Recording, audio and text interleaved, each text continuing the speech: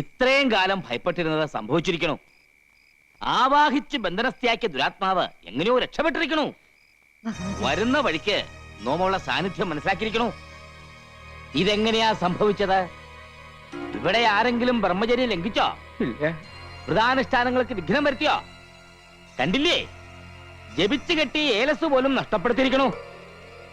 കൈയിങ്ങട് നീട്ടുക. ജീവൻ തിരിച്ചു കിട്ടിയത് ഏതോ മഹാഭാഗ്യമെന്ന് കരുതിയാ മതി. ഈ കുടുംബത്തിനെ ആപത്തിൽ നിന്ന് രക്ഷിക്കാൻ മേപ്പാടിനെ പറ്റൂ. തമ്പുരാട്ടിക്കറിയില്ലേ, അവളത്ര നിസ്സാരക്കാരിയല്ല. ഗർഭിണിയായിരിക്കുമ്പോ ജീവനോടെ വെന്തരിഞ്ഞവളാ. ലോകത്തൊരു മാന്ത്രികനും പെട്ടെന്ന് അവളെ ആവാഹിക്കാൻ പറ്റില്ല. 41 ദിവസത്തെ വ്രതാനുഷ്ഠാനങ്ങൾ ഹോമങ്ങളും ചെയ്ത് കരുത്താർജിച്ചാണ് അന്ന് അവളെ നാം ആവാഹനം ചെയ്തത്. വീണ്ടും ആ കരുത്ത് നേടേണ്ടിയിരിക്കണോ? ഇല്ലെങ്കിൽ നമ്മെപ്പോലും അവൾ അപകടപ്പെടുത്തിയിരിക്കും. തൽക്കാലം എല്ലാവരും കരുതിയിരിക്കുക. ജപിച്ചു കെട്ടിയ ഏലസ് നഷ്ടപ്പെടാതെ സൂക്ഷിക്കുക.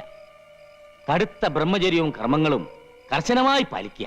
പരസ്ത്രീകളുടെ സാമീപ്യം ബ്രഹ്മചര്യ ലംഘനാവോ? എന്താ സ്ത്രീ സാമീപ്യം വേണമെന്ന് കൃഷ്ണൻ തമ്പുരാൻ വല്ല മോഹം ഉദിച്ചോ? അങ്ങനൊന്നുമില്ല, അറിഞ്ഞിരിക്കാം. ഈ തറവാട്ടിൽ ഇന്ന് ജീവിച്ചിരിക്കുന്ന അനന്തരാവകാശികളായ 3 ആന്തരികളും കർശനമായി ബ്രഹ്മചര്യം പാലിച്ചേ പറ്റൂ. എന്നെയാ നോട്ടിട്ടിരിക്കണേ. വല്ല ദാസ്യപ്പെണ്ണിന്റെ രൂപത്തിലും ഇനിയും അവള് വന്നാലോ? എന്നെ രക്ഷിക്കണം. പേടിക്കണം. അതിനാണ് മന്ത്രം ജപിച്ച് നാം ഏലസ് തന്നിരിക്കുന്നത്. അവൾ ഏത് രൂപത്തിൽ വേണമെങ്കിൽ പ്രത്യക്ഷപ്പെടുകയോ വേണ്ടി വന്നാൽ സ്പർശിക്കുകയോ ചെയ്തോട്ടെ. പക്ഷെ ഏലസ് ഉള്ളിടത്തോളം കാലം നിങ്ങളെ ദുർമരണത്തിലേക്ക് നയിക്കുവാൻ അവളെ കൊണ്ടാവില്ല. ഈശ്വരാധീനം ഉണ്ടെങ്കിൽ അപകടം ഒന്നും സംഭവിക്കില്ല. എനിക്ക് അല്ല, ഉണ്ണിക്കുട്ടൻ എവിടെ? ഉണ്ണി നാളെ വൈകി എത്തൂ. തൊഴാൻ ഗുരുവായൂർ പോയിരിക്കുക. ഇത് ഞങ്ങളുടെ മുത്തശ്ശി ആവേശാനന്ദ. ഇത് മുത്തശ്ശിയുടെ ചെറുമകൻ, ഞങ്ങളുടെ അമ്മാവൻ രാമവർമ്മ തമ്പുരാൻ. ഇത് അദ്ദേഹത്തിന്റെ സഹോദരികൾ, അത് അവരുടെ മക്കൾ, അത് പണിക്കരമ്മാവൻ, അത് മുത്തശ്ശിയുടെ മരുമകൻ. എനിക്ക് 6 മക്കളായിരുന്നു. 3 ആണും 3 പെണ്ണും. പക്ഷെ ആ മക്കളൊക്കെ മരിച്ചു. എല്ലാം ദുർമരണങ്ങളായിരുന്നു. വിവരങ്ങളൊക്കെ ഞാൻ പറഞ്ഞിട്ടുണ്ട്. ഓ, നന്നായി. ഇവിടെ ജനിക്കുന്ന പെൺകുട്ടികൾക്ക് മാത്രമേ വിവാഹം വിധിച്ചിട്ടുള്ളൂ. ഞാനും അങ്ങേപ്പോലെ ശുദ്ധ ബ്രഹ്മചാരിയാ. താടിയില്ലാന്നേ ഉള്ളൂ. എവിടെയാണാവോ സ്വദേശം? ഭഗവതി ഊമയാണല്ലേ? സ്വാമി മൗനവ്രതത്തിലാ. ഈശ്വര, അത്ര ജ്ഞാനിയാ? അങ്ങനെ ഉള്ളവരെ മൗനവ്രതം ആചരിക്കൂ.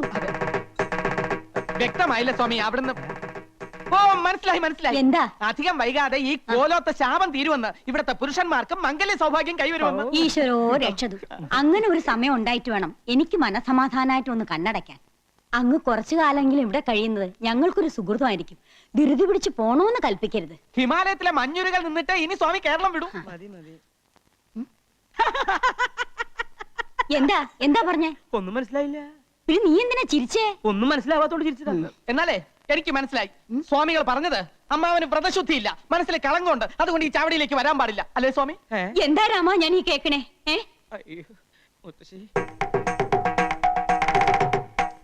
ചെയ്യിക്കാം സ്വാമി, ചെയ്യിക്കാം. എന്താ എന്താ? അമ്മാവൻ ഇന്ന് രാത്രി മുഴുവൻ ആഹാരം കഴിക്കാതെ ഉപവസിക്കണമെന്ന്, സന്ധ്യയ്ക്ക് രാമായണത്തിലെ കിഷ്കിന്ധാഖണ്ഡം മുഴുവൻ വായിച്ചു തീർക്കണമെന്ന്. അയ്യോ, ഇവൻ വെറുതെ ഓരോന്ന് പറയാ. അദ്ദേഹം ഇതൊന്നുമല്ല പറഞ്ഞത്. അദ്ദേഹം ഇത് തന്നെയാണ് പറഞ്ഞത്. ഇങ്ങനെ കാണിച്ച രാമായണം വായിക്കാന്നാണ് അർത്ഥം. ഊമയുടെ ഭാഷ നിനക്ക് അങ്ങനെ മനസ്സിലായി? ഞായറാഴ്ച TV കാണാറില്ലേ? അത് കണ്ട് പഠിച്ചതാ. തർക്കമൊന്നും വേണ്ട.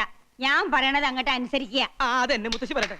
മുത്തശ്ശി പറയട്ടെ. രാമൻ ഇന്ന് ഉപവസിച്ച് രാമായണം മുഴുവൻ അങ്ങോട്ട് പാരായണം ചെയ്യാ. പല്ലും കടിച്ചലറിക്കൊണ്ടു പാലിയും നില്ലു നില്ലുന്നണഞ്ഞോരു നേരം തഥാ. പല്ലും കടിച്ചലറിക്കൊണ്ടു പാലിയും നില്ലു നില്ലുന്നണഞ്ഞോരു നേരം തഥാ. മുഷ്ടികൾ കൊണ്ടു താടിച്ചതു ബാലിയെ ദുഷ്ടനാം ബാലി സുഗ്രീവനെയും തഥാ. വേണ്ട വേണ്ട, എന്നോട് കളിക്കാൻ നിക്കണ്ട. ഏലസ എന്റെ കയ്യില്. എറിഞ്ഞോടിക്കാൻ നോക്കുകയാണല്ലേ? രാമായണം വായിക്കണമെന്ന് നിനക്ക് സൂഹിക്കണില്ല. മുത്തശ്ശി ഇവിടെ വായിക്കാൻ സമ്മതിക്കണില്ല. എന്റെ അടുത്ത് വേണ്ടാട്ടാ. പോയിക്കോ പോയിക്കോന്ന്. എനിക്ക് ധൈര്യമില്ലെന്നാ നിന്റെ വിചാരല്ലേ? ആ ഏ?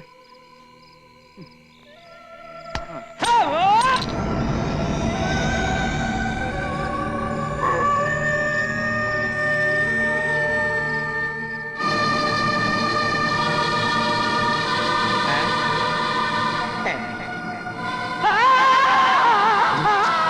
അയ്യേ, ഇത് ഞാനാണ് മാവ. ഒറ്റടി നേരണ്ടല്ലോ, ഇങ്ങടാ പോ. ഇതെന്റെ കയ്യിലിരിക്കട്ടെ, എനിക്ക് ഇതുകൊണ്ടൊരു ആവശ്യമുണ്ട്. അമ്മാവന്റെ ശബ്ദമൊന്നും കേൾക്കണില്ലല്ലോ. കിഷ്കിന്താ കണ്ട ഇത്ര പെട്ടെന്ന് വായിച്ചു തീർന്നോ? മുത്തശ്ശി, ഇത് ഞാനാ. കുട്ടികളെ മാറ്റില്ല നിനക്ക്. മനുഷ്യന്റെ നല്ല ജീവൻ അങ്ങ് പോയി. അതിനുള്ള ശിക്ഷയായിട്ട് യുദ്ധകാന്ഡം കൂടി വായിച്ചു തീർക്കട്ടെ അല്ലേ? അതെ അതെ, മുഴുവൻ ഇരുന്ന് വായിക്കാ. ആ, ഊണ് കഴിച്ചിട്ട് വായിച്ചാ പോരെ? എന്റെ കുട്ടിയോട് ഞാൻ പറഞ്ഞിട്ടില്ലേ ത്രിസന്ധിക്ക് മുമ്പ് കോലോത്ത് വരണോന്ന്? ഇവിടെ എന്തൊക്കെയാ നടക്കണെന്ന് അറിയോ നിനക്ക്? എന്റെ മുത്തശ്ശി ഇവിടെ ഉള്ളപ്പോ എനിക്കൊന്നും സംഭവിക്കില്ല. ആ, എന്റെ കുട്ടി ആഹാരം കഴിച്ചു കിടന്നോളൂ, സമയം ഏറെയായി. അത് ശരിയാ. ചെന്നിരുന്ന് വായിക്കടാ. പല്ലു കടിച്ചലറിക്കൊണ്ടു ബാലിയും നില്ലുന്നില്ലെന്നണഞ്ഞൊരു നേരം തഥാ.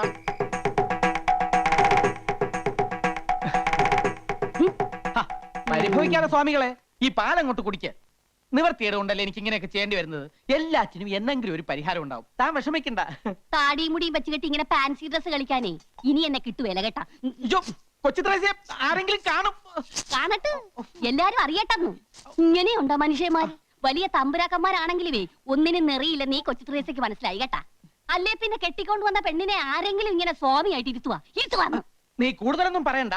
കടപ്പുറത്ത് തേങ്ങ ഇടിക്കാൻ വന്ന എന്റെ അടുത്ത് ഒന്നും രണ്ടും കൊച്ചു വർത്തമാനം പറഞ്ഞ് നീ അടുത്ത് കൂടിയപ്പോ ഞാൻ വേദാണ്ടൊക്കെ പറഞ്ഞു പോയി. ഏതാണ്ടൊക്കെ പറഞ്ഞെന്നാ? പറഞ്ഞത് കൃത്യമായിട്ട് എനിക്കങ്ങോട്ട് ഓർമ്മയുണ്ട് കേട്ടാ. കൊച്ചു ത്രേസ്യയെ ഐ ലവ് യു എന്നാ നിങ്ങ പറഞ്ഞത്. ഈ ഐ ലവ് യു എന്ന് പറഞ്ഞാൽ ഉടനെ കെട്ടിക്കോണോന്നാണെങ്കിൽ കേരളത്തിലെ എല്ലാ ആണുങ്ങൾക്കും 10ഉം 15ഉം ഭാര്യമാര് കണ്ടേനെ. ഇനി ഇഷ്ടപ്പെട്ടു ഒന്ന് എന്നെ ഇരിക്കട്ടെ. എന്ത് അപരാധം ചെയ്തിട്ടാ നിന്റെ അപ്പം വർക്കി എന്നെ ഓടിച്ചിട്ട് പിടിച്ച് രജിസ്റ്റർ ഓഫീസിൽ കൊണ്ടുപോയി എന്നെ കെട്ടിച്ചത്? ഞാൻ ബ്രഹ്മചാരിയായി കഴിയേണ്ടവനാണെന്ന് അങ്ങയുടെ കാല് പിടിച്ച് പറഞ്ഞതാ. അന്നേരം ആ കാല് കൊണ്ട് എന്നെ അങ്ങനെ മുഖത്ത് തൊഴിച്ചു. എന്നിട്ട് എന്നെ ഭീഷണിപ്പെടുത്തി നിന്നെ ഇങ്ങോട്ട് കൊണ്ടുവരികയും ചെയ്തു. കഴിഞ്ഞതൊക്കെ കഴിഞ്ഞ് ഇനി നമുക്ക് എല്ലാം അങ്ങോട്ട് മറക്കാം. തിരുമേനി, എല്ലാം ഞാൻ മറക്കാം, എന്റെ ബ്രഹ്മചര്യ ഒഴിച്ച്. കൊച്ചുത്രേസ്യെ, എനിക്ക് എന്റെ ജീവനിൽ കൊതിയുണ്ട്. നമ്മുടെ രഹസ്യ വിവാഹം കഴിഞ്ഞെങ്കിലും മേപ്പാടം കൽപ്പിക്കുന്നത് വരെ ഞാൻ സ്ത്രീ സുഖം അനുഭവിക്കുന്ന പ്രശ്നമേ ഇല്ല. അയ്യോ അങ്ങനെ പറയല്ലേ. തമ്പുരാൻ അറിയാവാ, ഇന്ന് നമ്മുടെ ആദ്യ രാത്രിയാണ്. എന്റെ കാളരാത്രി അന്ന് കടാപ്പുറത്ത് വെച്ച് ആദ്യമായി തമ്പുരാൻ എന്നെ ഇഷ്ടമാണെന്ന് പറഞ്ഞ ദിവസം ഓർമ്മയുണ്ടാ? ദുർദിനങ്ങൾ ഞാൻ ഓർമ്മിക്കാറില്ല. എനിക്ക് നല്ല ഓർമ്മയുണ്ട്. അന്ന് അയലയും മത്തിയും ചാകര വന്ന ദിവസിയാണ്. ആ സന്ധ്യക്ക് കടാപ്പുറത്ത് വെച്ച് തമ്പുരാൻ എന്നെ നോക്കി പറഞ്ഞു, കൊച്ചു ത്രേസ്യ സുന്ദരിയാണ്. കളിയാക്കിയാലും മനസ്സിലാകാത്ത പെണ്ണ്. ഒരു കാര്യം ഞാൻ പറഞ്ഞേക്കാം. ഞാൻ ജീവനോടെ ഇരിക്കുന്നത് കാണണമെന്നുണ്ടെങ്കിൽ ശൃംഗരിക്കാൻ വരാതെ മര്യാദയ്ക്ക് അടങ്ങി ഒതുങ്ങി ഇവിടെ കഴിഞ്ഞോണം. സമനില തെറ്റി ഞാൻ വല്ലതും ചെയ്തു പോയാൽ പാലമരത്തിന്റെ ചോട്ടിൽ നിന്ന് പിറ്റേന്ന് നീ തന്നെ എന്റെ എല്ലും മുടിയും പറക്കേണ്ടി വരും. അപ്പൊ ജീവിതകാലം മൊത്തം എന്നെ ഇങ്ങനെ സ്വാമി വേഷം കെട്ടി ചിരുത്താനാണ് ഇങ്ങോട്ട് കെട്ടി എടുത്തോണ്ട് വന്നത്. മേപ്പാടം കൽപ്പിക്കുന്നത് വരെ. മേപ്പാടൻ ആരുവാ? എന്ത് പറഞ്ഞാലും തന്നെ ഒരു മേപ്പാടൻ.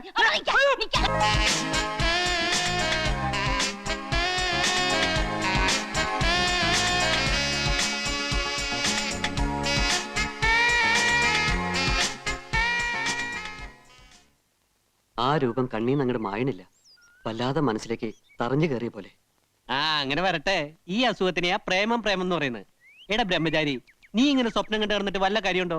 ഈ പെണ്ണും പിടക്കോഴി എന്നൊക്കെ പറഞ്ഞ ബ്രഹ്മചാരികൾക്ക് പറഞ്ഞിട്ടില്ലല്ല. ജീവിതകാലം മുഴുവൻ ബ്രഹ്മചാരിയെ കഴിഞ്ഞോളാമെന്ന് ഞാൻ ആർക്കും വാക്കൊന്നും കൊടുത്തിട്ടില്ല. അങ്ങനെ ഉയരട്ടെ കാമുകന്റെ കരുത്താർന്ന ശബ്ദം. അതിരിക്കട്ടെ, ഈ കക്ഷി എവിടെയുള്ളതാ? ഏതാ എവിടുന്ന് ഒന്നും ചോദിക്കാൻ പറ്റില്ല. എവിടുന്നോ വന്ന് എവിടേക്കോ മറിഞ്ഞു പോയ സുഖകരമായ ഒരു സ്വപ്നം. പ്രേമ അസ്ഥിക്ക് എന്നെ പിടിച്ചിട്ടുണ്ട്. കവിത പറഞ്ഞിട്ടില്ലേ? മനസ്സ് തുറന്ന് എന്തെങ്കിലും പറയുമ്പോ നിനക്ക് തമാശ. പിന്നെയല്ല, ഒരു ദിവസം മുഴുവൻ നിന്റെ കൂടെ ഉണ്ടായിട്ടും ഊരും പേരും ചോദിക്കാൻ സമയം കിട്ടിയില്ല അത്രേ. പലതും ചോദിക്കണമെന്നുണ്ടായിരുന്നു, പക്ഷേ അതിനുള്ള അവസരം ഒത്തുവന്നില്ല. പേര് മായെന്നാണെന്ന് തോന്നുന്നു. ഭാഗ്യം, അതിപ്പോഴെങ്കിലും ഓർമ്മ വന്നല്ലോ. ഇനി കേരളത്തിൽ മൊത്തത്തിലുള്ള മായമാരുടെ ലിസ്റ്റ് എടുത്ത് അന്വേഷിച്ചാൽ കാര്യങ്ങൾ എളുപ്പമായി. നമ്മുടെ തോട്ടുവക്കത്തെ മേന്റെ മകളൊരു മായയുണ്ട്. ഇനി അതായിരിക്കോ? അതായിരിക്കാനാ സാധ്യത. അവരുടെ മൂത്ത മകൻ 7ാം ക്ലാസ്സിൽ പഠിക്കുന്നുണ്ട്. നമുക്ക് അവനോട് തന്നെ ചോദിക്കാം, നിന്റെ അമ്മ പരസ്യ ചിത്രങ്ങളെ അഭിനയിച്ചു തുടങ്ങിയോന്ന്. നിന്നോട് ഇതൊക്കെ പറയാമെന്ന് എന്നെ വേണം തല്ലാൻ. എടാ, നിനക്കറിയാലോ, കോളേജിൽ ഇത്രയേറെ പെമ്പിളരുണ്ടായിട്ടും എനിക്ക് ആരോട് ഇതുവരെ ഒന്നും തോന്നിയിട്ടില്ല. പക്ഷെ ഇതെന്തോ എനിക്ക് പറഞ്ഞു വെച്ചിരിക്കുന്ന പെണ്ണാണെന്നൊരു തോന്നൽ. എടാ, കാര്യം ഇത്ര സീരിയസ് ആണോ? ഇന്നലത്തെ ഷൂട്ടിങ്ങിന് ഞാനില്ലാഞ്ഞതാ കാരണം. ഞാനുണ്ടായിരുന്നെങ്കിൽ അവളുടെ ഡീറ്റെയിൽസ് മുഴുവൻ, ഭൂമിശാസ്ത്രവും ശരീരശാസ്ത്രവും എല്ലാം ചോദിച്ചു മനസ്സിലാക്കിയേനെ. പിന്നെ നിന്നോടല്ലേ അവള് പറയാൻ പോവല്ലേ? നമുക്ക് ആ ഡയറക്ടർ ഒന്ന് ചെന്ന് കണ്ടാലോ? അയാൾക്ക് ചിലപ്പോൾ അഡ്രസ് അറിയായിരിക്കും. എങ്ങനെയാണേലും വേണ്ടില്ല, ഒന്നുകൂടി അവളൊന്ന് കാണാൻ കഴിഞ്ഞാൽ മതിയായിരുന്നു.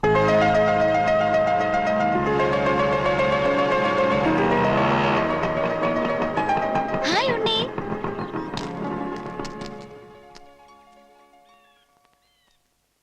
എന്താ ഇങ്ങനെ മേടിച്ചു നോക്കുന്നേ? ഒരു ഹായ് പറഞ്ഞ തിരിച്ചു പറയാനുള്ള മര്യാദ പോലും ഇല്ലേ?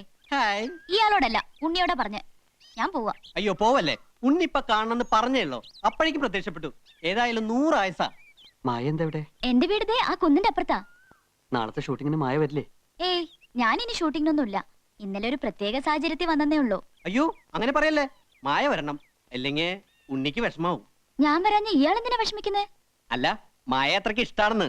മായയല്ല, മായയുടെ ഡാൻസ് വളരെ നന്നായിരുന്നു. ഇവൻ അതാ ഉദ്ദേശിച്ചത്. അപ്പൊ നിനക്ക് മായ ഇഷ്ടാണെന്ന് പറഞ്ഞോ? അങ്ങനെ ഞാൻ പറഞ്ഞില്ല. അയ്യോ പറഞ്ഞു. പറഞ്ഞോ? ഏ, എന്നോടാണോ ചോദിക്കുന്നേ? സോറി. പിന്നെ നാളത്തെ വർക്കിന് മായ വരണം. ആ, ഒരു പാവപ്പെട്ട ചെറുപ്പക്കാരന്റെ ആഗ്രഹല്ലേ, പ്ലീസ്. ഓഹോ, താനാരാ ദല്ലാളാ? ശരി, ഉണ്ണിക്ക് വേണ്ടി ഞാൻ വരാം. എടാ, അവൾ പറഞ്ഞു കേട്ടോ, ഉണ്ണിക്ക് വേണ്ടി വരാന്ന്. ഇത് വീണു. സത്യം സത്യം.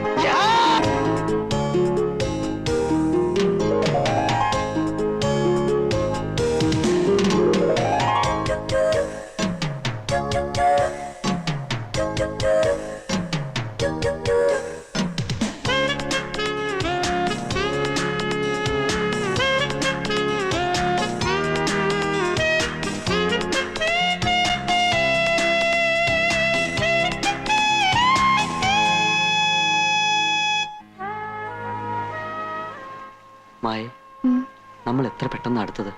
വൈകിപ്പോയെന്ന എന്റെ സംശയം. ഞാനൊരു കാര്യം ചോദിച്ചോട്ടെ? എന്തേ? ഉണ്ണിക്ക് എന്നോട് എത്രത്തോളം സ്നേഹമുണ്ട്? ഒരുപാട് ഒരുപാട്. ഈ കടലിനോളം? അതിലും കൂടുതൽ. എന്തേ, വിശ്വാസക്കുറവുണ്ടോ? ഉണ്ണി എനിക്ക് വിശ്വാസ. പക്ഷേ ബ്രഹ്മചര്യം ലംഘിക്കാൻ പാടില്ലെന്ന ഓലോത്ത നിയമം. പ്രശ്നങ്ങളുണ്ടാവും. എല്ലാം നേരിടാൻ മായ തയ്യാറാണോ? ഉണ്ണിക്ക് വേണ്ടി എന്തിനും ഞാൻ തയ്യാറാ. മരിക്കാനാണെങ്കിലോ? മരിക്കാനും. ചുമ്മാ സ്റ്റൈല് പറയല്ലേ. ഞാൻ പറഞ്ഞത് സത്യ. എങ്കിൽ എനിക്ക് വേണ്ടി ഇപ്പൊ ഒന്ന് മരിക്കാമോ? ഉണ്ണിയുടെ ആഗ്രഹം അതാണെങ്കിൽ മരിക്കാലോ. പറഞ്ഞോളൂ, എങ്ങനെയാ ഞാൻ മരിക്കേണ്ടത്? ഇപ്പം മരിക്കാൻ സൗകര്യം ഈ കടലിൽ ചാടുക. എന്താ, തയ്യാറാണോ? തയ്യാറാ. പക്ഷെ ഞാൻ മരിച്ചാ ഉണ്ണിക്ക് വിഷമാവരുത്. മരിച്ചോളൂ, വിഷമൊക്കെ ഞാൻ സഹിച്ചോളാം. എന്നിട്ട് നിന്റെ ഓർമ്മയ്ക്കായി ഒരു താജ്മഹൽ ഞാനും പണിയിച്ചേക്കാം. പോരെ? ഞാൻ മരിക്കും. ഓ പിന്നെ, വാച പഠിക്കാതെ മരിച്ചു കാണിക്കും. ശരി, ഞാൻ മരിച്ചു കാണാൻ അത്രയ്ക്ക് ഇഷ്ടാണല്ലേ? എന്നാ കണ്ടോ. എവിടം വരെ പോകുമെന്ന് അറിയാലോ.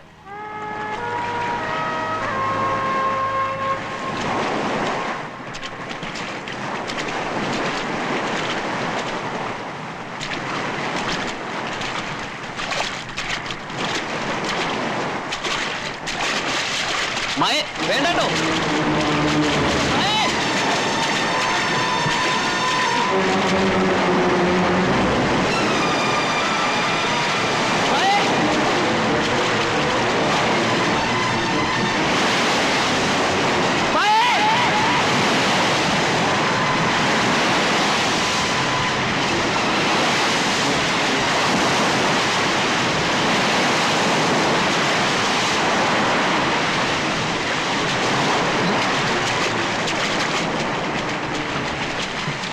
മായേ, മായേ, മായേ, എന്താ ഇത്? ഞാനൊരു തമാശ പറഞ്ഞല്ലേ. ഞാൻ ഉണ്ണിയോട് സത്യ പറഞ്ഞത്. I love you, I love you Unni.